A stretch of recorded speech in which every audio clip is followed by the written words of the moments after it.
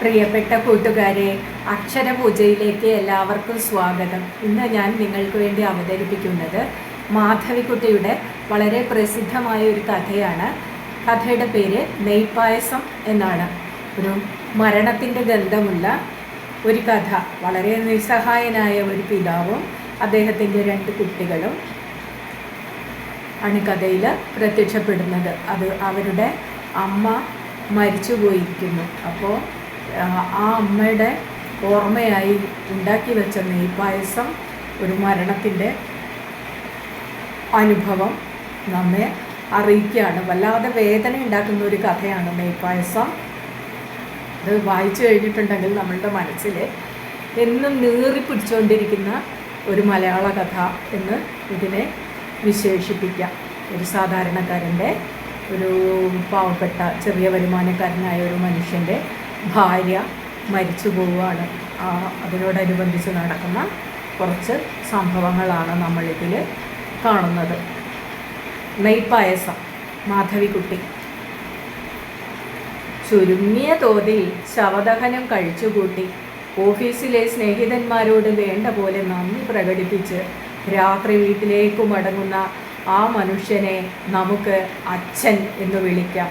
കാരണം ആ പട്ടണത്തിൽ അയാളുടെ വില അറിയുന്നവർ 3 കുട്ടികൾ മാത്രമേ ഉള്ളൂ. അവർ അയാളെ അച്ഛാ എന്നാണ് വിളിക്കാറുള്ളത്. ബസ്സിൽ അപരിചിതരുടെ ഇടയിൽ ഇരുന്നു കൊണ്ട് അയാൾ ആ ദിവസത്തിന് ഓരോ നിമിഷങ്ങളും വെവ്വേറെ എടുത്തു പരിശോധിച്ചു. രാവിലെ എഴുന്നേറ്റത് തന്നെ അവളുടെ ശബ്ദം കേട്ടിട്ടാണ്.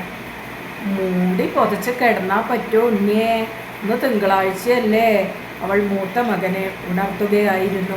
അതിനുശേഷം ഉലഞ്ഞ വെള്ള സാരി ഉടുത്ത് അവൾ അടുക്കളയിൽ ജോലി തുടങ്ങി. തനിക്ക് ഒരു വലിയ കോപ്പയിൽ കാപ്പി കൊണ്ടുവന്ന് തന്നു. പിന്നെ എന്തെല്ലാം ഉണ്ടായി? മറക്കാൻ പാടില്ലാത്ത വല്ല വാക്കുകളും അവൾ പറഞ്ഞുവോ? എത്ര തന്നെ ശ്രമിച്ചിട്ടും അവൾ പിന്നീട് പറഞ്ഞതൊന്നും ഓർമ്മ വരുന്നില്ല. മൂടിപ്പൊതച്ച് കിടന്നാൽ പറ്റുമോ? ഇന്ന് തിങ്കളാഴ്ചയല്ലേ? ഈ വാക്യം മാത്രം മായാതെ ഓർമ്മയിൽ കിടക്കുന്നു. അത് ഒരു ഈശ്വരനാമമെന്ന പോലെ അയാൾ മന്ത്രിച്ചു. അത് മറന്നുപോയാൽ തൻ്റെ നഷ്ടം പെട്ടെന്ന് അസഹനീയമായി തീരുമെന്ന് അയാൾക്ക് തോന്നി. ഓഫീസിലേക്ക് പോകുമ്പോൾ കുട്ടികൾ കൂടെയുണ്ടായിരുന്നു. അവർക്ക് സ്കൂളിൽ വെച്ച് കഴിക്കാനുള്ള പലഹാരങ്ങൾ ചെറിയ അലൂമിനിയ പാത്രങ്ങളിലാക്കി അവൾ എടുത്തുകൊണ്ടുവന്നു തന്നു. അവളുടെ വലത്തെ കൈയിൽ കുറച്ച് മഞ്ഞൾപ്പൊടി പറ്റി നിന്നിരുന്നു. ഓഫീസിൽ വെച്ച് അവളെപ്പറ്റി ഒരിക്കലെങ്കിലും ഓർക്കുകയുണ്ടായില്ല. 1-2 കൊല്ലങ്ങൾ നീണ്ടു നിന്ന ഒരു അനുരാഗ ബന്ധത്തിൻ്റെ ഫലമായിട്ടാണ് അവർ വിവാഹം കഴിച്ചത്. വീട്ടുകാരുടെ സമ്മതത്തോടെ അല്ല. എങ്കിലും അതിനെപ്പറ്റി പശ്ചാത്തപിക്കുവാൻ ഒരിക്കലും തോന്നിയില്ല. പണത്തിൻ്റെ ക്ഷാമം, കുട്ടികളുടെ അനാരോഗ്യകാലങ്ങൾ, അങ്ങനെ ചില ബുദ്ധിമുട്ടുകൾ അവരെ തളർത്തിക്കൊണ്ടുമിരുന്നു. അവൾക്ക് വേഷധാരണത്തിൽ ശ്രദ്ധ കുറഞ്ഞു. അയാൾക്ക് പൊട്ടിച്ചിരിക്കുവാനുള്ള കഴിവ് ഏതാണ്ടൊക്കെ നശിച്ചു. എന്നാലും അവർ തമ്മിൽ സ്നേഹിച്ചു.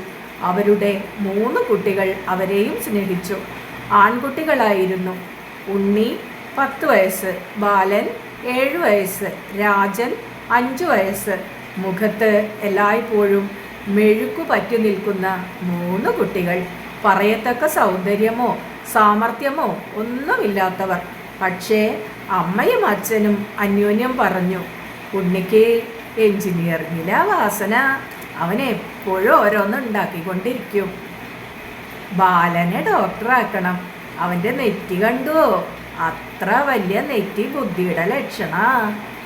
രാജന് ഇരുട്ടത്ത് നടക്കാനും കൂടി പേടില്ല.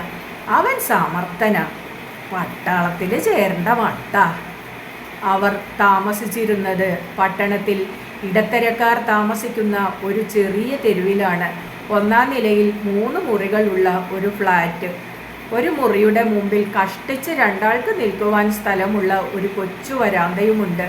അതിൽ അമ്മ നനച്ചുണ്ടാക്കിയ ഒരു പനിനീർച്ചെടി ഒരു പൂച്ചട്ടിയിൽ വളരുന്നു.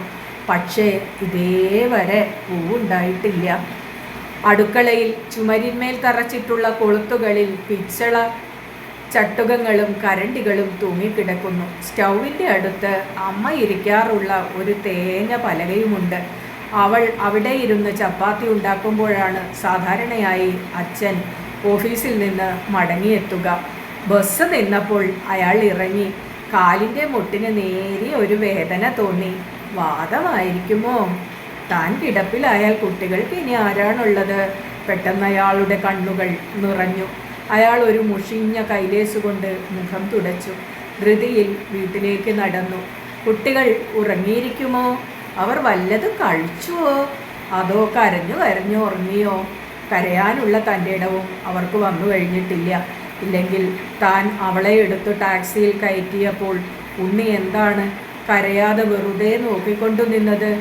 ചെറിയ മകൻ മാത്രം കരഞ്ഞു. പക്ഷേ അവന് ടാക്സിയിൽ കയറണമെന്ന വാശിയായിരുന്നു. മരണത്തിൻ്റെ അർത്ഥം അവൻ അറിഞ്ഞിരുന്നില്ല. തീർച്ച. താൻ അറിഞ്ഞിരുന്നുവോ? ഇല്ല. എന്നും വീട്ടിൽ കാണുന്ന അവൾ പെട്ടെന്നൊരു വൈകുന്നേരം യാതൊരാളോടും യാത്ര പറയാതെ നിലത്ത് ഒരു ചൂലിൻ്റെ അടുത്ത് വീണു മരിക്കുമെന്ന് താൻ വിചാരിച്ചിരുന്നുവോ? ഓഫീസിൽ നിന്ന് വന്നപ്പോൾ താൻ അടുക്കളയുടെ ജനവാതിലിൽ കൂടി അകത്തേക്ക് നോക്കി. അവൾ അവിടെ ഉണ്ടായിരുന്നില്ല. മുറ്റത്ത് കുട്ടികൾ കളിക്കുന്നതിൻ്റെ ശബ്ദം ഉയർന്നുകൊണ്ടിരുന്നു. ഉണ്ണി വിളിച്ചു പറയുകയാണ്, ഫസ്റ്റ് ക്ലാസ് ഷോട്ട്. താൻ താക്കോലെടുത്ത് ഉമ്മറത്തെ വാതിൽ തുറന്നു. അപ്പോഴാണ് അവളുടെ കിടപ്പ് കണ്ടത്. വായ അല്പം തുറന്ന് നിലത്ത് ചെരിഞ്ഞു കിടക്കുന്നു. തല തിരിഞ്ഞു വീണതായിരിക്കുമെന്ന് വിചാരിച്ചു. പക്ഷേ ഹോസ്പിറ്റലിൽ വെച്ച് ഡോക്ടർ പറഞ്ഞു, ഹൃദയസ്തംഭനമാണ്. മരിച്ചിട്ട് 1.5 മണിക്കൂറായി. പല വികാരങ്ങൾ. അവളോട് അകാരണമായി ഒരു ദേഷ്യം. അവൾ ഇങ്ങനെ താക്കീതുകളൊന്നും കൂടാതെ എല്ലാ ചുമതലകളും തൻ്റെ തലയിൽ വെച്ചുകൊണ്ട് പോയല്ലോ. ഇനി ആരാണ് കുട്ടികളെ കുളിപ്പിക്കുക? ആരാണ് അവർക്ക് പലഹാരങ്ങൾ ഉണ്ടാക്കി കൊടുക്കുക? ആരാണ് ദീനം പിടിപെടുമ്പോൾ അവരെ ശുശ്രൂഷിക്കുക? എൻ്റെ ഭാര്യ മരിച്ചു. അയാൾ തന്നെത്താൻ മന്ത്രിച്ചു. എൻ്റെ ഭാര്യ ഇന്ന് പെട്ടെന്ന് ഹൃദയസ്തംഭനം മൂലം മരിച്ചതുകൊണ്ട് എനിക്ക് 2 ദിവസത്തെ ലീവ് വേണം. എത്ര നല്ല ഒരു ലീവ് അഭ്യർത്ഥനയായിരിക്കും അത്. ഭാര്യയ്ക്ക് സുഖക്കേടാണെന്നല്ല, ഭാര്യ മരിച്ചുവെന്ന്. മേലുദ്യോഗസ്ഥൻ ഒരുപക്ഷെ തന്നെ മുറിയിലേക്ക് വിളിച്ചേക്കാം. ഞാൻ വളരെ വ്യസനിക്കുന്നു, അയാൾ പറയും. മുറിയിലേക്ക്. അയാളുടെ വ്യസനം. അയാൾ അവളെ അറിയില്ല. അവളുടെ അറ്റം ചുരുണ്ട തലമുടിയും ക്ഷീണിച്ച പുഞ്ചിരിയും മെല്ലെ മെല്ലെ ഉള്ള നടത്തവും ഒന്നും അയാൾക്കറിയില്ല. അതെല്ലാം തൻ്റെ നഷ്ടങ്ങളാണ്. വാതിൽ തുറന്നപ്പോൾ ചെറിയ മകൻ കിടപ്പറയിൽ നിന്ന് ഓടി വന്നു പറഞ്ഞു, അമ്മ വന്നിട്ടില്ല. അവർ ഇത്ര വേഗം ഇതെല്ലാം മറന്നുവെന്നോ? ടാക്സിയിലേക്ക് കയറ്റി വെച്ച ആ ശരീരം തനിച്ചു മടങ്ങി വരുമെന്ന് അവൻ വിചാരിച്ചുവോ? അയാൾ അവൻ്റെ കൈ പിടിച്ചുകൊണ്ട് അടുക്കളയിലേക്ക് നടന്നു. ഉണ്ണി, അയാൾ വിളിച്ചു. എന്താച്ചാ? ഉണ്ണി കട്ടിലിന്മേൽ നിന്ന് എഴുന്നേറ്റ് വന്നു. ബാലൻ ഉറങ്ങി. നിങ്ങളൊക്കെ വല്ലതും കഴിച്ചുവോ? ഇല്ല. അയാൾ അടുക്കളയിൽ തിണ്ണമേൽ അടച്ചു വെച്ചിരുന്ന പാത്രങ്ങളുടെ തട്ടുകൾ നീക്കി പരിശോധിച്ചു. അവൾ തയ്യാറാക്കി വച്ചിരുന്ന ഭക്ഷണം, ചപ്പാത്തി, ചോറ്, ഉരുളക്കിഴങ്ങ് കൂട്ടാൻ, ഉപ്പേരി, തൈര്, ഒരു സ്ഫടികപാത്രത്തിൽ കുട്ടികൾക്ക് വേണ്ടി ഇടയ്ക്കിടയ്ക്ക് ഉണ്ടാക്കാറുള്ള നെയ്പായസവും. മരണത്തിൻ്റെ സ്പർശം തട്ടിയ ഭക്ഷണ സാധനങ്ങൾ വേണ്ട, അതൊന്നും ഭക്ഷിച്ചുകൂടാ. ഞാൻ കുറച്ച് ഉപ്പുമാവ് ഉണ്ടാക്കിത്തരാം. ഇതൊക്കെ തണുത്തിരിക്കുന്നു, അയാൾ പറഞ്ഞു. അച്ഛാ, ഉണ്ണി വിളിച്ചു. അമ്മ എപ്പോഴാ വരിക? അമ്മയ്ക്ക് മാറിയില്ലേ? സത്യത്തിന് ഒരു ദിവസം കാക്കുവാനുള്ള ക്ഷമയുണ്ടാകട്ടെ, അയാൾ വിചാരിച്ചു. ഇപ്പോൾ ഈ രാത്രിയിൽ കുട്ടിയെ വ്യസനിപ്പിച്ചിട്ട് എന്താണ് കിട്ടാനുള്ളത്? അമ്മ വരും, അയാൾ പറഞ്ഞു. അയാൾ കിണ്ണങ്ങൾ കഴുകി നിലത്തു വെച്ചു. 2 കിണ്ണങ്ങൾ. ബാലനെ വിളിക്കണ്ട, ഉറങ്ങിക്കോട്ടെ, അയാൾ പറഞ്ഞു. അച്ഛാ, നെയ്പായസം, രാജൻ പറഞ്ഞു. ആ പാത്രത്തിൽ തൻ്റെ ചൂണ്ടാണി വിരൽ താഴ്ത്തി. അയാൾ തൻ്റെ ഭാര്യ ഇരിക്കാറുള്ള പലകമേൽ ഇരുന്നു. ഉണ്ണി വിളമ്പിക്കൊടുക്കുക. അച്ഛനും വയ്യ, തലവേദനിക്കുന്നു. അവർ കഴിക്കട്ടെ. ഇനി ഒരിക്കലും അവളുണ്ടാക്കിയ ആഹാരം അവർക്ക് കിട്ടുകയില്ലല്ലോ. കുട്ടികൾ പായസം കഴിച്ചു തുടങ്ങി.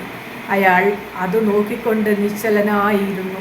കുറേ നിമിഷങ്ങൾക്ക് ശേഷം അയാൾ ചോദിച്ചു, ചോറ് വേണ്ടേ ഉണ്ണി?